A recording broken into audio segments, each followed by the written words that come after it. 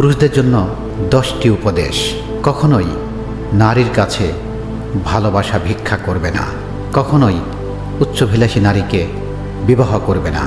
Number 3, কখনোই নারীর অসম্মান সহ্য করবে না।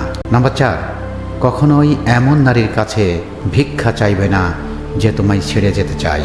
নাম্বার 5, কখনোই এমন নারীকে জীবনে পুনরায় ফিরিয়ে নেবে না যে নারী তোমাকে অন্য পুরুষের জন্য ছেড়ে গেছে।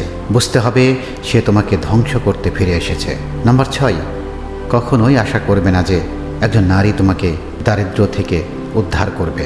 নাম্বার 7, কখনোই একজন নারীর সাথে ঝগড়া করবে না।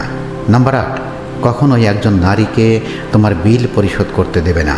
কখনোই একজন অসুখী নারীর সাথে থাকবে না। কখনোই এমন নারীর সাথে থাকবে না যে তোমাকে শান্তি দেয় না।